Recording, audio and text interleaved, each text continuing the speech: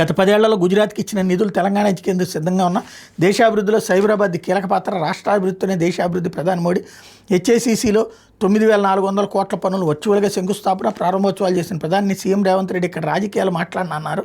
నేను కూడా మాట్లాడను, కానీ రేవంత్ రెడ్డికి చెప్తున్నా, గత 10 ఏళ్లలో కేంద్ర ప్రభుత్వం గుజరాత్కి ఎన్ని నిధులు ఇచ్చిందో అన్ని నిధులు మీకు ఇవ్వడానికి సిద్ధంగా ఉన్నాను.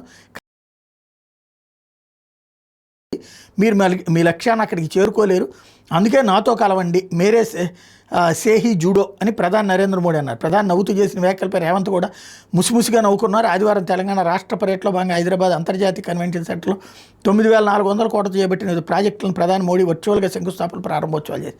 ఇక్కడే వీళ్ళు కూడా ఆ దరిద్రాన్నే అంటించారనమాట. రేవంత్ కొన్నదంతా కూడా తెలుగుదేశం తెలంగాణ వాళ్ళు అతనికి ఇప్పుడు సోషల్ మీడియాగా పనిచేస్తున్నారు. వాళ్ళు మోడీ రేవంత్ వచ్చి బీజేపీలో కలవమన్నారన్నటువంటి తరహాలో ప్రచారం చేశారు. వీళ్ళకి కూడా ఈ ఆఫ్ నాలెడ్జ్ గాళ్ళు అదే టైప్లో రాశారు, నాతోనే కలవండి అని. అక్కడ కేంద్రంతో కలిసి పనిచేయరని ఆయన అని అడిగారు. దాన్ని తీసుకొచ్చి నాతో కలవమన్నాడు అన్నటువంటి విధంగా, అంటే రేవంత్ని ఏదో బయటకు వచ్చేసి కాంగ్రెస్ నుంచి అని. ఇప్పుడు రేపో మాపు రేవంత్ స్టేట్మెంట్ ఇస్తాడు, నన్ను గెలవమంటే కూడా నేను ఎవరిని గెలవలేదని చెప్పేసి. ఇలాంటి దిక్కుమాలినటువంటి రాజకీయాలు వీళ్ళకే చేతొచ్చు. పత్రికలు, టీవీలు, సోషల్ మీడియా ద్వారా ఆడేటటువంటి జోదం మరొకసారి మోడీతో ఆడుతున్నారన్నమాట. ఓ పక్కన ప్రశంసిస్తారు, ఇంకో పక్కన ఈ స్వార్థం మాత్రం వదిలిపెట్టరు. ప్రాంతీయ పార్టీల దాష్టికంతో చివరికి బానిసత్వం చేస్తున్నటువంటి మీడియా చేస్తున్న నీచ జర్నలిజానికి పరాకాష్ఠ ఇది. దినపత్రికలు వచ్చిన వార్తలు వెనకాల